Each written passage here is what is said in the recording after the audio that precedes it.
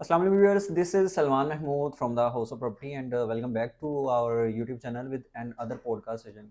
Viewers, आज की podcast का अगर जो मैं टॉपिक की बात करूँ तो बड़ा एक इम्पॉर्टेंट टॉपिक है और एक ऐसा टॉपिक है जिससे पाकिस्तान के काफ़ी जो है, अगर मैं बिज़नेस के हैवीवेट्स की बात करूँ, पॉलिटिशियंस की बात करूँ, तो काफ़ी सारे लोगों की इस चीज़ से जान भी जाती है। तो मैं बात कर रहा हूँ टैक्सेस इन पाकिस्तान, जो कि बिजनेसेस पर जो है लगते हैं, या आगे चल के क्यों हम अपने जो है फील्ड की बात करें तो रियल स्टेट इंडस्ट्री में कौन कौन से टैक्सेस हैं जो कि पहले मौजूद थे, क्या उनके परसेंटेजेस हैं, और जो रिसेंटली जो कोई टैक्सेस हैं जिनकी एडिशन हुई है। और रियल स्टेट में टैक्सेस जो है, एक कंसेप्शन है कि वो जो है कमर तोड़ देती है इन्वेस्टर्स की। तो उसको हम ज़रा डिसरिगार्ड करेंगे कि कैसे टैक्सेस जो है उनका पॉजिटिव इम्पैक्ट है रियल स्टेट पर। तो आज की पॉडकास्ट वीडियो में जो हमारे पास एज अ गेस्ट हैं वो हैं मिस्टर सुहेब महमूद साहब, जो कि एक सीनियर फाइनेंस मैनेजर हैं डॉ प्रॉपटेक में। That is one of the best developers currently in the market and he has a such vast experience of 10 to 12 years in the industry. तो आज इनसे जो है टैक्सेस के बारे में एक ब्रीफ जो हम डिस्कशन करेंगे। तो सुहेब साहब कैसे हैं, ठीक हैं? जी, thanks for inviting me Salman, सबसे पहले तो। और बिल्कुल आज आपने जो टॉपिक चुना है ये लोगों के लिए बड़ा जो है वो एक इंटरेस्टिंग भी होता है। हम्म। और लोगों को पाकिस्तान के अंदर इसकी एज़ हाउ इस तरह से नॉलेज भी नहीं है बहुत ज़्यादा। At the time of sale, at the time of purchase, जब लोग ट्रांसफ़र के लिए जाते हैं तो फिर लोगों को पता लगता है कि उन्हें कितने टैक्सेस देने पड़ेंगे। तो जी, तो व्यूअर्स बिल्कुल इस चीज़ का काफ़ी एक ग्रे एरिया मेरे ख्याल जो था इसमें वो मौजूद थी, तो हम इसको ज़रा हाईलाइट भी करेंगे ताकि आप तक जो है असल जो है एक्चुअल चीज़ जो कि परसेंटेजेस जो कि डिटरमिन्ड हैं और जो है गवर्नमेंट की तरफ से जो कि वो दी गई हैं टैक्सेस की। तो सबसे पहले हम टैक्स को डिफ़ाइन कर लेते हैं सुहेब भाई के। टैक्स को हम डिफ़ाइन करें, अगर लेमैन पूछे यार टैक्स क्या है? हाँ, बेसिकली सलमान टैक्सेस में ये है कि गवर्नमेंट के जो एक्सपेंडिचर्स होते हैं, हुँ, गवर्नमेंट अपने एक्सपेंडिचर्स को रन करने के लिए पब्लिक के ऊपर, आवाम के ऊपर टैक्सेस को इम्प्लीमेंट करती है। हुँ, पाकिस्तान की अगर बात करें तो पाकिस्तान में अमूमी तौर पे अगर टैक्सेस की मैं टाइप्स की बात करूं हुँ, तो 2 टाइप्स हैं टैक्सेस की अमूमी, हुँ, जिसमें एक आपका इनकम टैक्स होता है और आपका सेल टैक्स होता है। हुँ, और ये बिज़नेस इंडिविजुअल्स पे भी होता है, कॉर्पोरेट सेक्टर पे भी है। हुँ, और इसके साथ-साथ जो एक बड़ा टैक्स है जो इन्वेस्टमेंट्स के ऊपर आता है, डिफरेंट किस्म की इन्वेस्टमेंट्स पे, जिसमें रियल एस्टेट भी है, हुँ। स्टॉक भी है। तो उसमें जो एक टैक्स आप अमूमी तौर पे है कैपिटल गेन टैक्स। तो इस तरह से हम अगर इसको देखें तो इनकम टैक्स जो है वो बेसिकली आप कॉर्पोरेट सेक्टर के ऊपर उसका स्लैब आजकल कोई तकरीबन 30% के करीब है स्मॉल इंडस्ट्रीज़ पे। और अगर बिज़नेस इंडिविजुअल के ऊपर देखें तो उसका हायर स्लैब जो है वो 35% है। इसी तरह सेल टैक्स जो है वो पाकिस्तान में गुड्स के ऊपर 18% है, जिसको बाकी दुनिया में वैट भी कहते हैं। और सर्विसेज के ऊपर उसके डिफरेंट स्लैब्स हैं, 14%, 15%, 16%। लेकिन जब आप इसके मुकाबले में रियल स्टेट के टैक्सेस की बात करते हैं तो रियल स्टेट के टैक्सेस अमूमी तौर पे जो हमारे बिजनेस टैक्सेस हैं उससे थोड़े से कम हैं। जी, तो टैक्सेस रियल एस्टेट में एक काफ़ी उसकी रिडक्शन भी है, अगर मैं रियल एस्टेट इंडस्ट्री की बात करूँ। एंड सेकेंडली एक बड़ी एक चीज़ को हम उसको उस पे मज़ीद बात भी करेंगे। तो टैक्सेस का जब भी कोई बंदा नाम सुनता है तो उसको बिल्कुल वो खौफ़ज़दा हो जाता है कि यार मैं इससे बचूँ कैसे? टैक्स लग गया। तो यूजुअली हमारे पास जो हमारी ट्रांसफ़र होती हैं काफ़ी, उसमें हर बंदे की यही कोशिश होती है कि ये हमारा मेरे पे ये टैक्स है, मुझे बताएँ कि इससे जो है मेरी छूट कैसे हो सकती है और मैं इससे कितना जो है मैक्सिमम इस अपनी बचत करवा सकता हूँ। तो टैक्सेस का इन द एंड मुझे ज़रा बताएँ कि ये वाक़ई इतनी को खौफ़ज़दा चीज़ है कि इसका कोई फ़ायदा है लोगों को? नहीं सलमान, अगर आप रियल स्टेट इंडस्ट्री की बात करें तो रियल स्टेट इंडस्ट्री के अंदर अभी भी जो टैक्सेस के स्लैब हैं वो बाकी बिजनेसेस से कम है। हुँ, अगर आप रियल स्टेट में ट्रांसफ़र की बात करें तो रियल स्टेट में ट्रांसफ़र के अंदर परचेज़र और सेलर को 2 टैक्सेस देने पड़ते हैं, जिसका आजकल स्लैब जो है वो 3% of valuation of the property है।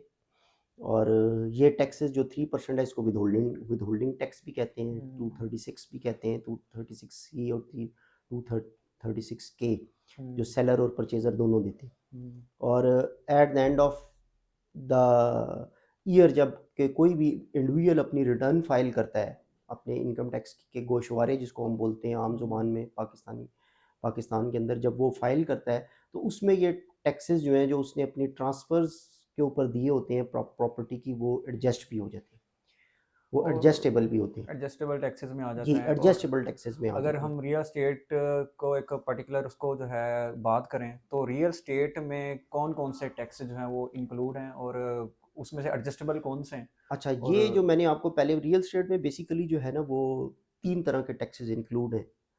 एक तो जो मैंने आपको विथहोल्डिंग टैक्स का बताया हुँ, वो टैक्स है। दूसरा जो है वो कैपिटल गेन टैक्स है। जब आप कोई प्रॉपर्टी होल्ड करते हैं और उसको बेचते हैं और उसके ऊपर जो आपको गेन होता है, जो हुँ, प्रॉफ़िट होता है, उसके ऊपर आपको टैक्स देना पड़ता है, जिसको कैपिटल गेन टैक्स कहते हैं।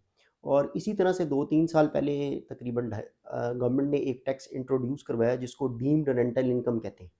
Deemed rental deemed income rental income tax. यानी कि आपने जो properties other than your use, जो आप हुँ, इस्तेमाल कर रहे हैं, जिसमें रह रहे हैं या जिसमें बिज़नेस कर रहे हैं, उसके अलावा जो प्रॉपर्टीज़ आपके पास हैं, उन प्रॉपर्टीज़ पर भी गवर्नमेंट ने आपके ऊपर एक रेंटल टैक्स लगाया है, जो कि फेयर वैल्यूएशन का 1% ऑफ द प्रॉपर्टी की फेयर वैल्यूएशन का 1% है।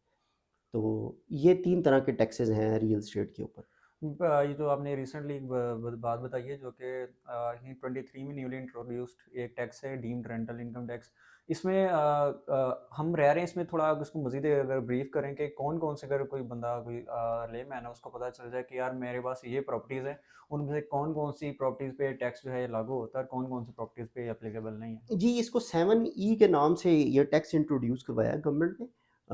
5 मिलियन से ऊपर की property other than your use, जो कि हम्म, आप इस्तेमाल में आपकी नहीं है, आपने इन्वेस्टमेंट के लिए या होल्डिंग के लिए रखी हुई है और उसकी वर्थ जो है वो 5 मिलियन से ऊपर की है, तो फिर उसकी जो भी फेयर वैल्यू है, उसका 1% आपको गवर्नमेंट को सालाना as a rental income tax जो है डीम्ड रेंटल इनकम टैक्स पे करना है।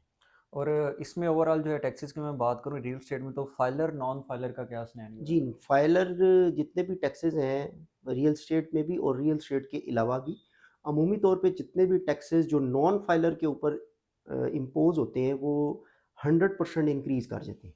यानी कि हम्म, अगर एक आदमी ने 3% किसी जगह पे टैक्स देना है और वो नॉन फाइलर है, तो उसको फिर 6% देना 6% पड़ेगा। करना पड़ेगा। डीम्ड रेंटल टैक्स जो है उसकी हमने बात कर ली, कि आपने बताया कि जो 5 मिलियन से अबव की जो प्रॉपर्टीज उस पे जो है वो लागू होता है।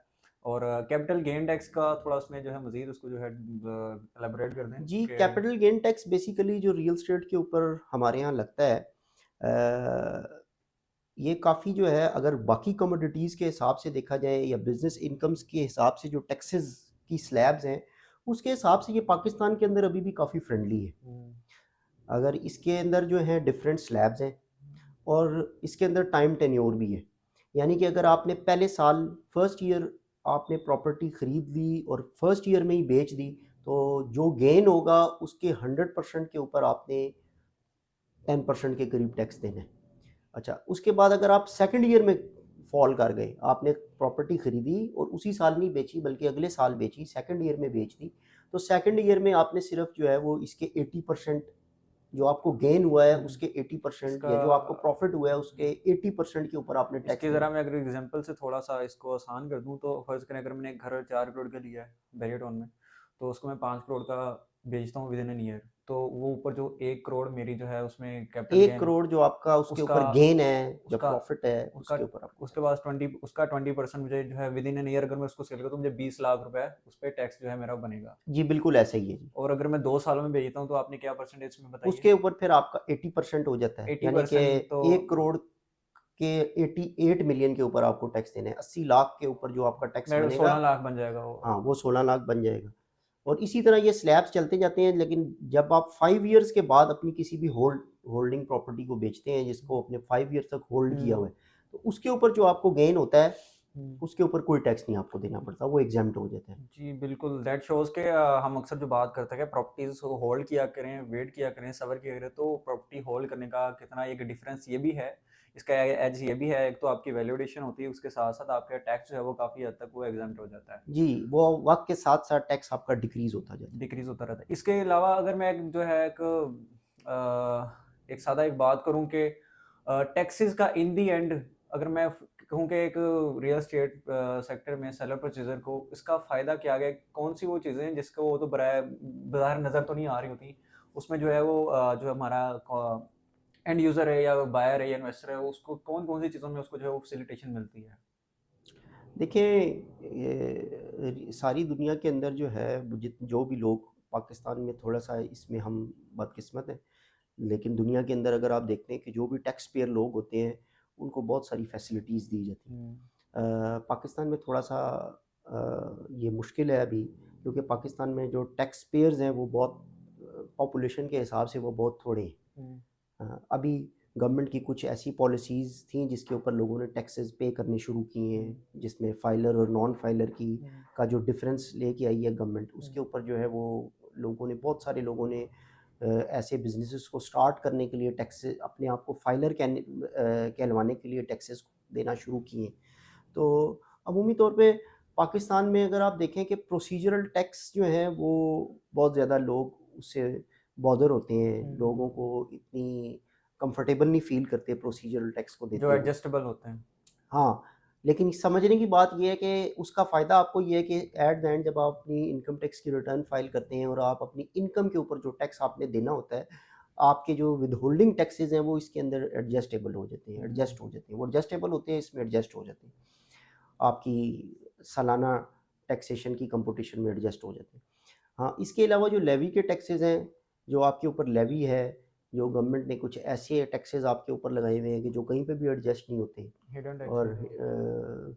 नहीं, उसको आप हिडन टैक्स तो नहीं कहेंगे, वो टैक्सेस तो होते हैं, उसको आप ये कहेंगे कि लोगों को इतनी ज़्यादा नॉलेज नहीं होती उन टैक्सेस हुँ, के बारे में, ठीक है? उसके लिए आप अच्छे प्रोसीजर ज़रूर बना सकते हैं। वो रियल एस्टेट के हवाले से अगर आप बात करें, तो जैसे आपने बताया कि जी आप ज़्यादा से ज़्यादा रियल एस्टेट को होल्ड करें।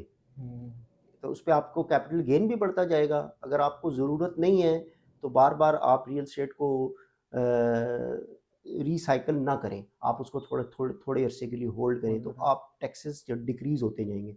और जैसे-जैसे टैक्सेस डिक्रीज़ होंगे, तो डेफ़िनिटली आपकी जो प्रॉफ़िट की रेशियो है वो इंक्रीज़ होती जाएगी और आपकी वेल्थ भी इंक्रीज़ होती जाएगी। कट कर दें। जी, तो व्यूअर्स वर्ल्ड वाइड टैक्सेस का जो एक सिस्टम है, ये एक कंपनी की ओवरऑल सॉरी कंट्री की ओवरऑल इकोनॉमिक ग्रोथ के लिए, उसकी चीज़ों की जो है एफिशिएंट वर्किंग के लिए, आपके बिजनेसेस की एफिशिएंट वर्किंग के लिए बहुत ज़रूरी है और टैक्स पेयर सबको होना चाहिए। और जिसकी काफ़ी एक पेनल्टी भी आजकल लग रही है कि अक्सर हम यहाँ पे देखते हैं कि ऑलमोस्ट डबल द अमाउंट आपको टैक्स पे करना पड़ता है प्रॉपर्टीज़ की परचेज़ में, अगर आप फाइलर नहीं हैं तो।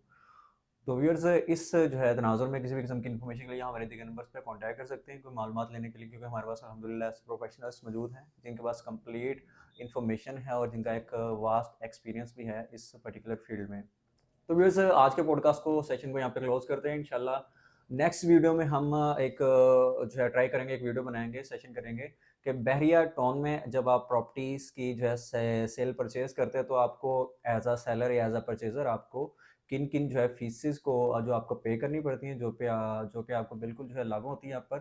तो sir thank you so much for being with us, और आज के सेशन को यहाँ पे क्लोज करते हैं। अपना बहुत सारा ख्याल रखें। Thank you so much.